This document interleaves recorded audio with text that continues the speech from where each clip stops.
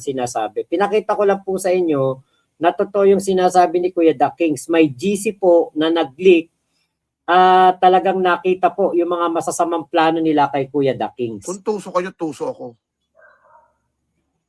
Ang iniisip nyo kasi pampelikula eh. Patayan agad eh. Hinamon lang kita. Norman. Suntukan 10 minutes, ang linaw-linaw. Tapos isa-set up mo ako doon, pagugulpin mo. Putang ina mong duwag ka talagang hayop ka. Demonyo kang putang ina mong kabayo ka. Suntukan pa lang ang hamon ko sa'yo, hindi pa patayan. Suntukan pa lang. Tang ina mo, Norman. At pag ikay maghahamon, siguraduhin mo ikaw ang haharap. Kung sino-sinong paharapin mo sa akin. Babarilin na ako ng bata mo. Putang ina, sinong bata mo? Nandito lahat sa akin na ebidensya nyo kung paano nyo ako isineset up sa heritage nung gabi na yon, nung umaga na yon. Bita ko babalik. Gago. Tapos yung iba naman, wala kang kwenta yan. Puntahan mo sa heritage. Puro katapang. Opo, matapang talaga ako. Hindi ko naman susuguro niya kung di ako matapang eh. Pero gumagamit din ako ng utak. Pero yung pagpunta ko doon sa Luneta, risky po yung para sa akin. Risky yun. Pwede talaga ako ipapatay ni Norman. Kasi duwag yan. Pwede ako ipasuntok doon kahit kanino. Duwag yan. Totoo yun. Alam niyo kung may lumapit sa akin doon, ginulpi ako ng tao doon, tatawanan ko pa siya eh. Putang ina mo, ikaw hinahamon ko kung sino-sinong papupuntahin mo rito. Sabi ko naman sa inyo, kahit suntok-suntokan ako ni Norman, matamaan ako. At least makakaganti ako. Ganun talaga suntukan eh. Wala man suntukan, hindi ka tatamaan eh.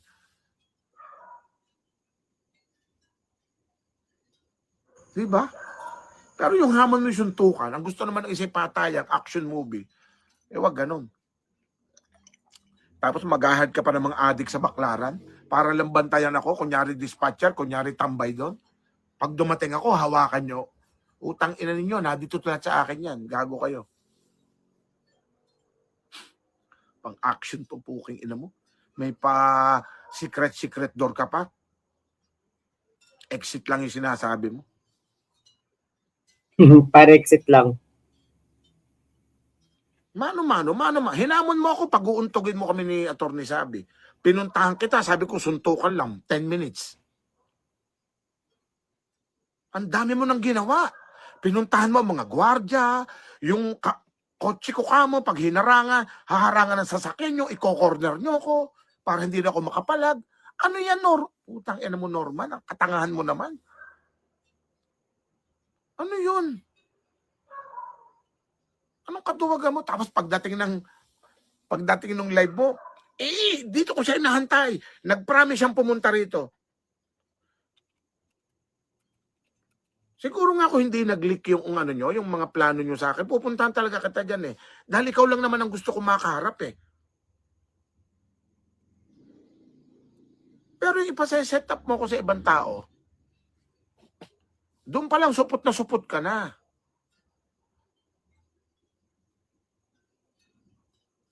Doon pa lang supot ka na. Yung ituturo mo ako, kahit pa si Casper iharap mo sa akin, tatawanan kita eh.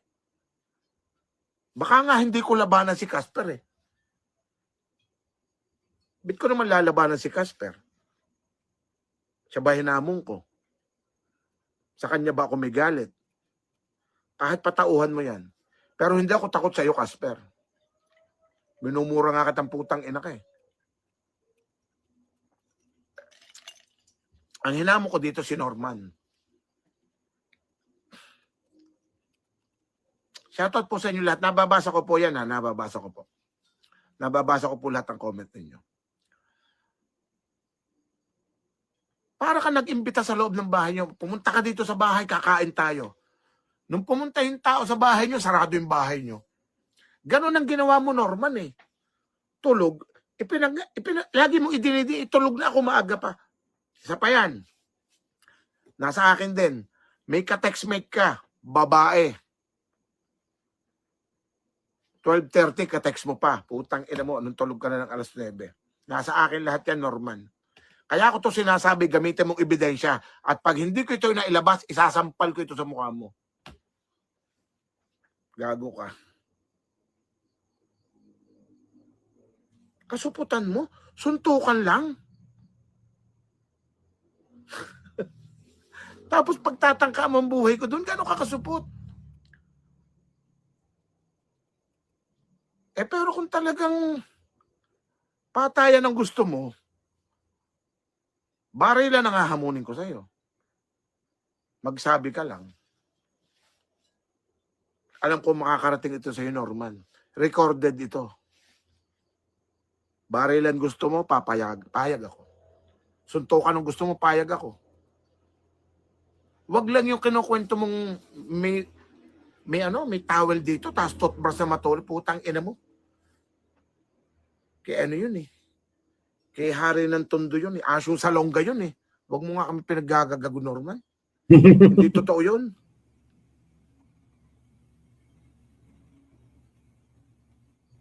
Gusto mo, hantingan tayo eh.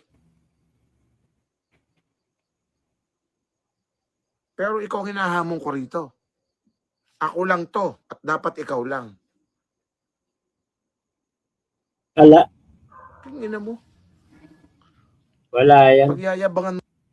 Hindi na po lalaban yan. Ako talaga sa nakikita kong takbo ng pangyayari na ito. Hanggang gano'n na lang si Kulaong. Actually, yung paglabas niya nga kanina na kunwari bibili ng kwek-kwek, medyo parang napapaisip ako dun eh kasi baka mamaya trap yun para palabasin niya. Kunwari may sumapak sa kanya, ang sasabihin niya, may inutusan si Kuya The Kings na sumapak sa kanya doon sa Ako baklaran. pa ako na wala ko isang salita. May isang salita ako. Pero hindi ako kakagat doon sa pain mo na bumalik sa Heritage. Natural, sinabi ko nung gabi yung babalik ako. Wala pa akong alam sa plano mo eh. Ang ina mo. Pati gwardiya doon, ipapahamak mo. Anong purpose? Sige nga, Norman, sabihin mo nga. Anong purpose ng pagbibigay mo ng 1.5 sa mga gwardiya sa labas? Tarantado ka. Paradyo-radyo ka pa? Bawal ka naman sa frequency. Ewan ko. Yung frequency ng hotel, ano ito ipagagamit sa'yo? Alam niyo po, hindi po radyo ng hotel yung binigay ni Casper kay Kulaong. Radyo lang nilang dalawa yun. Hindi po yung radyo ng hotel. Guest lang po si Kulaong doon. Hindi siya gwardiya, hindi rin siya SO. Security officer, hindi po. Kaya hindi po totoo yun. Ano ka doon? Kung ba may-ari? Kung ma-vlog mo. Pauwi ka na. Kaya may nag-video ba dito kagabi? At for your information, Norman Mangusin, live ko ginawa yun sa Heritage. Huwag mo akong tangahin. Anong pinagsasasabi mong nag-video ako doon nung makauwi na ako saka ako ipinost? Tanga. Sino po ang nakapanood sa inyo nung gabi na yon? Na naka-live ako sa harap ng Heritage. Ang sinasabi kasi ni Kabayo, ni Supot, nag-video ako sabay sibat, sabay post.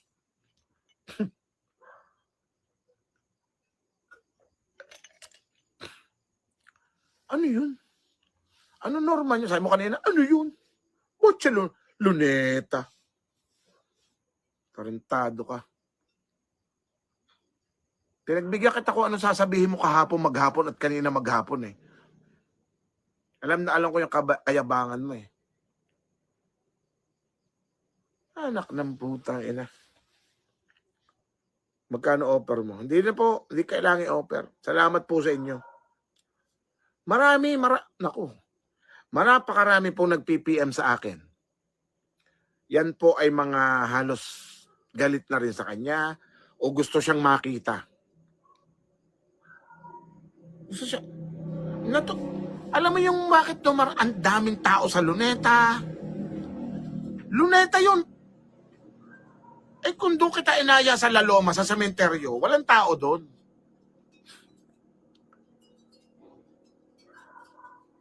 Hindi po. Yung pong aking biyahe, isa pa, salamat po sa nag-comment. Ako daw po ay nag-aksaya ng pera, ng pagod, biyahe. Hindi po. Hindi po ako nakapag-aksaya. Yung pong gastos papunta ron, okay lang po yun. Yung pong pagod, okay lang po yun. Pero yung mapatunayan kung siya'y supot, daig ko pa po yung gumastos ng malaking-malaki. Napatunayan ko sa buong Pilipinas na siya'y supot at ako'y may isang salita. Hindi na rin ho kayang bayaran yon. Kaya salamat din po na wag ko nang pansinin, magpapagod ako, mag-aaksaya ng oras. Hindi po. Okay na po yun. Ito okay to, wag mo nang pansinin, maubos lang ang buhok mo. Tangan, ang daming ini-issue sa akin. Yung bag ko, may baril daw ako.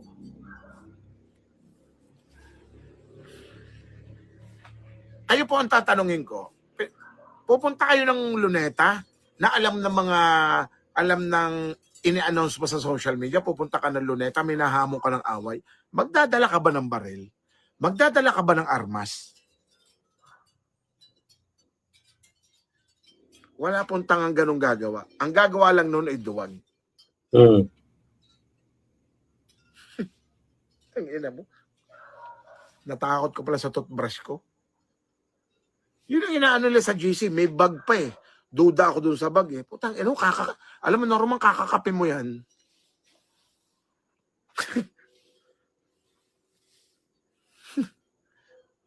Ang dami daw tao doon. Isinet up. Hindi kita isinet up, Norman, doon. Excuse me, Norman. Hindi kita isinet up doon. Doon lang ang alam ko na safe ako kasi maraming taong makakakita sa atin. Walang traidoran. That is my purpose. Para wala makapag-tridor sa atin. Bit naman kita i-set up doon, di ako nanagot. Kung may bumaril sa'yo doon, may manapak doon sa'yo. Ako mananagot sa'yo. Ako naghamon eh. Ako naghamon, namatay ka doon, tanga ka, sino mananagot? Ako. Tanga to. Tanga mo. Norman. Ang utak mo pampelikula lagi. Malawak imahinasyon ni Kulaong. Kaya ganun eh. Ang lawak na imahinasyon yan. Kala nyo ba? Nung nga kinukwentuhan ako niyan, tumawag sa akin yan. Sabi niya, spiritual wonder boy. Ganito makang ibablog mo, eto si spiritual wonder boy. Ang gusto niya ipakahuluga, ang gusto niya ipaintindi sa akin, siya ang tagapagligtas ng buong sambayanang, di lang sambayan ng Pilipinas, buong mundo. Bilang spiritual wonder boy na siya ang susi sa lahat ng kayamanan na itinatago ng kung sino man ang nagtatago. Yan ang inaano niya sa akin noon. Ang lawak ng imahinasyon niyan. Akala mo parang nasa yung Indiana Jones, yung istorya niya, parang ganun, na makakakita kami na napakaraming ginto sa huli.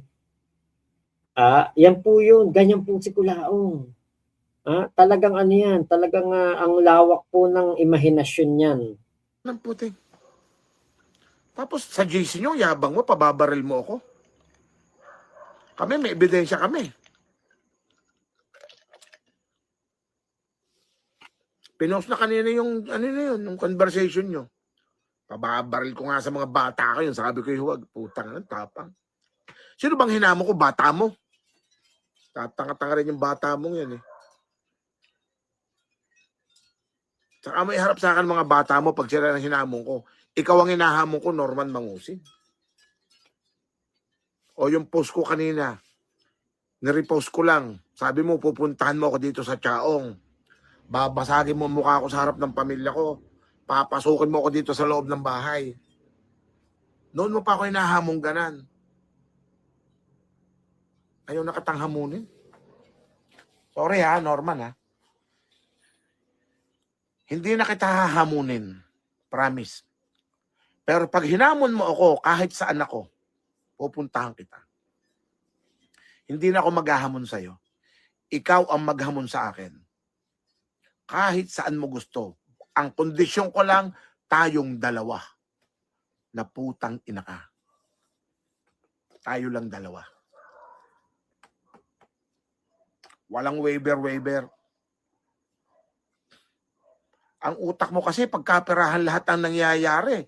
Pagkaperahan yung pagsugod sa'yo, pagkaperahan mabasag ang mukha mo. Yung mukha mo hindi worth yan, bayaran kahit basagin ko. Hindi worth bayaran ang mukha mong basagin. Putang ina mo, basag na yan. Basag na yung mukha mo. Wala nang babayaran dyan. Ang gusto mo, kahit ikaw ang naghamon at ikaw ang sinugod, ikaw pa magdidemanda. Sinabi ko na si ito, Norma, noon, kung natatandaan mo, hindi uso sa akin ang hablahan. Alam ng mga nanonood dito yan. Noong ko pa sinasabi, hindi uso sa akin ang hablahan. Taga rito ako sa Tsaong. Taga Quezon ako. Hindi uso sa akin ang hablahan, Norman. Ang gusto mo kasi hamunan, pag pinuntahan ka, katulad ng pinunta ka na Atty. Sabi, iahabla mo, putang ina mo. I can't see any logic in there. Ina mo, Norman. Ang hilig mo sa demanda. Anak ng pating ka, Norman, no? Ayoko sanang mag-live kaya lang na ako, nauurat ako dun sa mga mo. Tinitrigger mo na naman ako. Diyan magaling si Kulaong. Pag nakita niya na pipikong ka, pipikunin ka niyan. Pero, kita nyo, ako, kahit anong gawin sa akin ni Kulaong, hindi ako napipikon. Kita nyo, hindi niya ako pinag-iinitan. Saka isa pa nga, ito'y pagtatakip to. Bakit? Baka nakakalimutan nyo. January 6 na ngayon. Alas 2:21 ng umaga. Si Kulaong po hindi pa rin binabanatan sila Kanilaw. Sabi ni Kulaong, di ba, papahinga lang ngayong ceasefire daw muna kasi magpapasko. Bakit ngayon? Tapos na Pasko tapos na bagong taon. Bakit wala pa rin banat kay Kanilaw si Kulaong? Kasi nga, kaya niya binabanatan etong sila Atty. Sabi at lahat po ng mga, si Atty. Sabi, si Kuya The Kings, ang pinag-iinitan niya kasi para hindi na maalala ng mga tao sila Kanilaw. Kasi yun ang sabi niya babanatan niya sila Kanilaw pagka tapos ng Pasko. Tapos na bagong taon, hindi pa niya man lang kahit pangalan nila Kanilaw, Marcos Kanilaw, LTO chief, wala. Kasi nga po, takot, nabahag ang buntod kay Kanilaw. Ngayon, ang fallback niya, babanatan niya si The Kings. Babanatan niya si Atty. Sabi. Kasi ang akala nga niya, si Atty. Sabi, kakaining itek. Akala niya hindi tunay na abogado. Doon siya. Kasi si Kulaong, laging ganun yan magyayabang. Ay, hala yan. Kaya-kaya ko yan. Ay, sino ba yung hype na yan? Ganun yan. Pero, kapag nakita niya na dehado na naman siya, maglalaylo yan. Kita nyo, nakita na ni Kulaong na parang seryoso si Atty. Sabi na maghabla dahil nga inimplicate yung kung totoong kaibigan niya o tauhan niya yung nagpunta doon sa Heritage Hotel na nag-inquire lang pero pinagbintangan ni Kulaong na yun daw yung gugurgur sa kanya. Killer daw yung taong yun. 100 million ang habla ni Atty. Sabi. Ano sabi ni Kulaong? Willing siyang makipag-ayos. Di ba? Henry Roscoe, walkie-talkie lang yung kay Kulaong. Golden Takore, pink butter, yun yung ginagamit niya pang radio sa BF Home Sky, Bon. Nestor Repolito, mga boss, Idol The King, good morning sa inyong dalawa. God bless you both. Saludo ko kay Idol The King. Tunay na matapang at totoong tao. Nako, napakabait po niyan at napakabuti Mababang loob, walang kayabang-yabang. Oh. White Trend, biniyay pa ni The Kings tapos magtatago lang si Kulaong. Tama. Golden Takore, sa sobrang takot, pati gwardiya sinusuhulan para siya'y mabantayan. Brigera Vlogs, kumakaway. Golden Takore, hindi ito for content. Matagal na kami nag-spread ng awareness. 2 channel ko na nga na mass report, palaging sunog. Pero gumagawa pa din ako another channel. Talaga ba? Maria Lea Bagalso, daig ka ni Kuya The Kings. Ako si Daddy Ambo, idol, mukhang palos yang si Norman. Madulas, ang daming pakulo. Huwag lang kayo pabilog dahil kayo ang makakasuhan pag nagkataon. Tama. Ate Mayet, yes Mac, mula umpisa. Nandyan, saksi yan si Ate Mayet. Sa pagbabalot ng bigas hanggang pamimigay ni Kuya The Kings. Golden Takore, malabong kangkungin yan ni The King. Kasi kasama niya Vice Mayor nung kunin niya ang bigas sa Legran. Tama. Mary Ann Maru, Mac, may bagong defender si Kulao ngayon. Kulang at sa update yun. Mamaya, topic natin yan. Sabi ni Norman kay The Kings, hindi daw lahat pinamigay. Ginawa lang ni The Kings tag 1 kilo kada plastic. Nasa 1 lang yun ni Norman dahil sa galit niya kay The Kings. Nasabi lang. Ayun. May baka ready na siya na another channel, Ambo. Okay, Henry Roscom, alam nyo ba para sa akin kung sino talaga ang pandemic hero? Mga frontliner, nurse, doctor, police, mga rider. Yun po, totoo naman po yun. Hindi si Kulaong ang pandemic hero. Pandemic ano yan? Pandemonic hero yan. Brigera Vlogs, ganun din naman yung bigay na binibigay niya. Pinaplastic yun at pinaparte-parte pa sa 5 kilo ata. Hindi naman niya isang sako, isang tao. Charmaine Usigan, good morning po. Okay, White Trend, dami daw tao. Pinamigay ni The Kings ang bigas, period. May video yon, resibo. Tama. Okay, Nestor Repolito, si Atty. Sabi, saludo din ako. Pinuntahan siya sa Heritage. Mismong pinuntahan siya sa lobby. Hindi lumabas at nagtago lang si Kulaong. Probe na yan, si Kulaong, simula kay Yulen Marcos, Mighty Manong 69 MG, The Kings. Yes, takot talaga, pambansang duwag. Prime 1, makikita naman sa isang tao kapag wala na kayang gawin at naduduwag. Mang-iinis na lang yan. Yun na lang ang kanyang gagawin. O, yun nga. Okay, ano yun, walang barangay dyan. O, correct ka, Boss Mac, walang tanod sa luneta. O, yun nga, totoo naman yun eh. Okay, Normanok, Boss Mac, mukha lang talaga akong bayag pero supot talaga ako. Edward Luna, Riz ang ginawa ni The King. Marami pa naman loko dyan sa luneta. Robert Durano, Boss Mac, turuan niyo po, editor ni Kulaong. Pangit ng editing skills, daming palpak. Nako, bahala siya dun. Normanok, pwedeng pang tapat sa andok siyang name mo ha. Normanox, ang manok na duwag, galing sa baliwag. Oy, wag niyo namang anuhin yung baliwag, matatapang tao diyan, Bulakenyo yan. Sa Malyari, hindi kasi siya city boy, hindi niya alam ang barangay tanod sa pulis kasi taga-bundok yang si Kulaong. Hindi, nagsabi nun si Monique yata eh. Okay, John Will Balea, Mac Pablo is the best that we have right now. Maipakulong sana ang Norman Mangusin na yan. Boss Golden, mega love shoutout, nakablock ako kay Kulaong. Okay, sa Malyari, kamag-anak mo si MCM, Maria Criselda Malyari.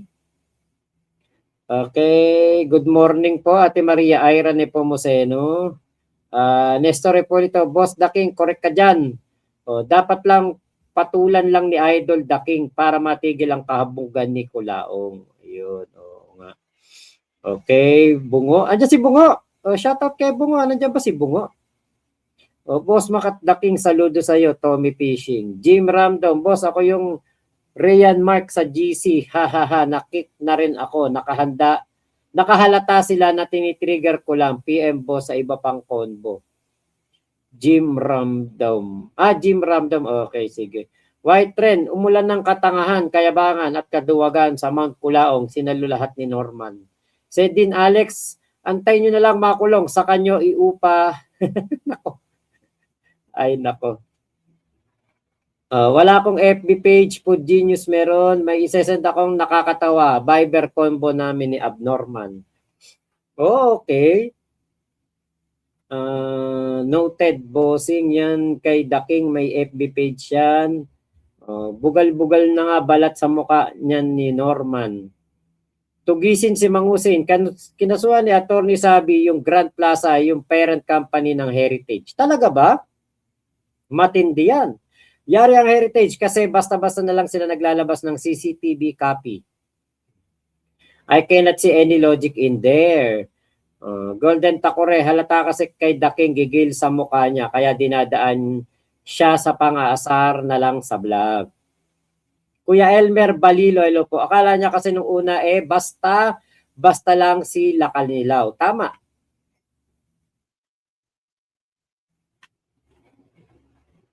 Di ko ma-message page ni Boss Mac. Oo, hindi mo ma-message yung page ko. Naka-ano yun naka-off yung messenger. Yan daw gusto niya may tira pero umurong na itlog ni Norman kay Lakanilaw.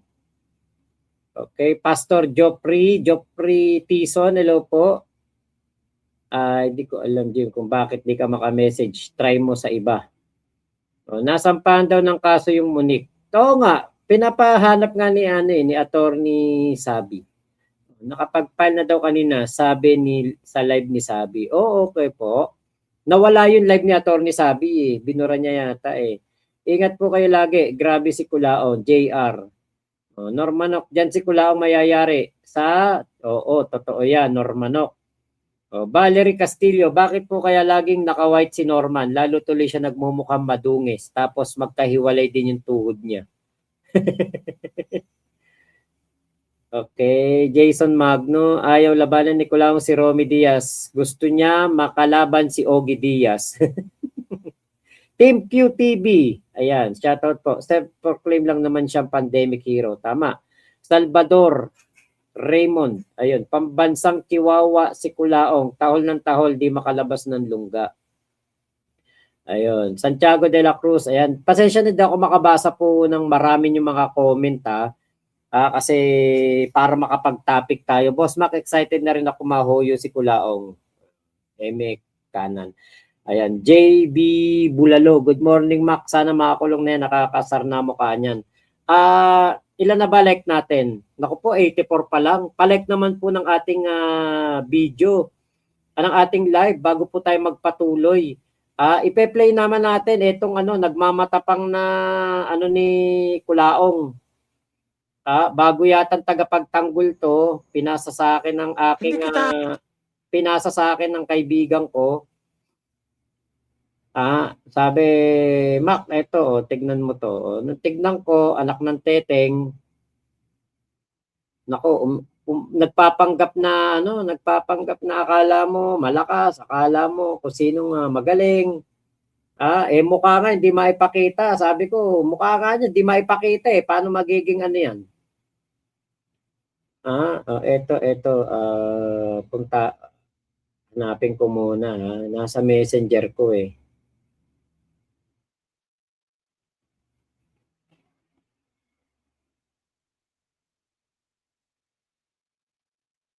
Anak ng teteng na tao na to, akala mo hindi niya kasi alam kung ano ang pinagdaanan ng mga vlogger kay Kulaong.